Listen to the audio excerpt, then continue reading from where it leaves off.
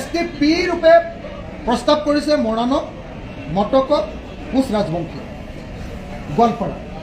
আৰু STV ৰূপে প্ৰস্তাৱ কৰিছে আপোনাৰ আহোম, চুতীয়া, ত্ৰিটাইজ আৰু কোচ ৰাজবংশী, এক্সক্লুডিং গোৱালপাৰা ডিষ্ট্ৰিক্ট। তাৰ পাছত তেওঁলোকৰ কাৰণে কি দিব বুলি কৈছে? তেওঁলোকৰ কাৰণে কৈছে যে STবিলাকে পাই থকা যিকেইটা সংৰক্ষণ, যেনেকৈ ধৰক কোকৰাঝাৰৰ চিটটো পাৰ্লিয়ামেণ্টত সংৰক্ষণ, আৰু আপোনাৰ কি কয় ডিফুৰ চিটটো সংৰক্ষিত STৰ কাৰণে, সেই চিটবিলাক সদায় মানে STP আৰু BTADৰ অকল ST এতিয়া থকাবিলাকক, অৰ্থাৎ বড়োসকল আৰু BTADত থকা যিসকল এতিয়াৰ ট্ৰাইবেল, নতুনকৈ কোৱা নহয়, তেওঁলোকৰ কাৰণে সদায় সংৰক্ষণ হৈ থাকিব।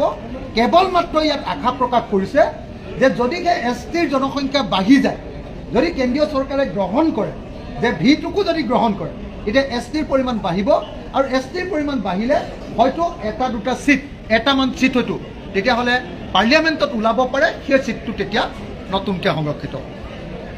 গতিকে এইটো এটা একদম ভেগ কথা, যাক আমি টুপি বুলি কওঁ, কমপ্লিট টুপি।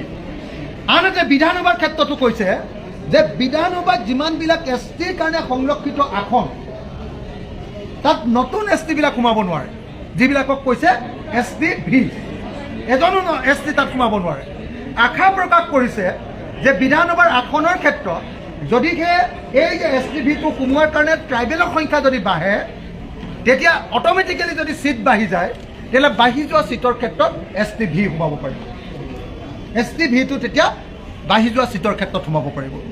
তাৰ পাছত আটাইতকৈ ইণ্টাৰেষ্টিং কথাটো কৈছে যে কেন্দ্ৰীয় চৰকাৰৰ চাকৰিবিলাকৰ সংৰক্ষণৰ ক্ষেত্ৰত, কেন্দ্ৰীয় চৰকাৰৰ চাকৰিবিলাকৰ ক্ষেত্ৰত বা কেন্দ্ৰীয় চৰকাৰৰ যিকোনো এপইণ্টমেণ্ট আটাইবিলাকৰ ক্ষেত্ৰতে নতুনকৈ সৃষ্টি কৰা STVবিলাক সোমাব নোৱাৰে। কাৰণ কেন্দ্ৰীয় চৰকাৰে অকল STP আৰু ST আপোনাৰ হিলছ আৰু ST প্লেইনছ এই দুটাকে যিহেতু কৈ থৈছে, মই কৈ দিছোঁ implications for central government reservation at the central government level where a single national ST list operate. কৈছে যে গোটেই ভাৰতবৰ্ষত অকল এখনেই ST লিষ্ট আছে। এতিয়া কৈছে যে STV হ'লে সেইটো চেণ্ট্ৰেল লিষ্টত নোসোমায়। যিহেতু চেণ্ট্ৰেল লিষ্টত নোসোমায়, গতিকে STVবিলাকে কি কৰিব? Separate reservation for STP, STH, STV cannot be created under the present constitutional framework. The group of ministers could not identify a viable mechanism to bifurcate reservation for central government employment or central educational institution. তাৰমানে কৈ দিলে যে নতুনকৈ তৈয়াৰ কৰা কোনো STV এটাও central গভৰ্ণমেণ্টৰ চাকৰি বা অন্য চেণ্ট্ৰেল গভৰ্ণমেণ্টৰ কোনো ক্ষেত্ৰতে কোনো সোমাবলৈ, অৰ্থাৎ আহোম, চুতীয়া, কোচ ৰাজবংশী আৰু আদিবাসী চাহ জনগোষ্ঠীৰ লোকসকলক সোমাবলৈ নিদিয়ে। Under current practice ST hills and active plains, candidates from Assam already compete as a single ST category in central institutions. The government of the group of ministers believes that Assam as a whole will benefit if the 6 new communities also compete with this common list ST pools. নহ'ব বুলি ক'লে। এতিয়া inclusion of Moran and Matak and Koch Rajbongshi Goalpara কৈছে যে মৰাণ, মটক আৰু কোচ ৰাজবংশী গোৱালপাৰা তেওঁলোকক হেৰি কৰিব, তেওঁলোকক ST হিচাপে, প্লেইনছ হিচাপে গণ্য কৰিব। তেওঁলোক অৰিজিনেল ST হিচাপে গণ্য কৰিবৰ কাৰণে ইয়াত অনুমোদন দিছে। কিন্তু অনুমোদন দিব পাৰে, সেই অনুমোদনটো কেন্দ্ৰীয় চৰকাৰে পঠিয়াব, আৰু কেন্দ্ৰীয় চৰকাৰে যদি পাছ কৰে তেতিয়াহ'লে হ'ব, যদি পাছ নকৰে তেতিয়াহ'লে নহয়।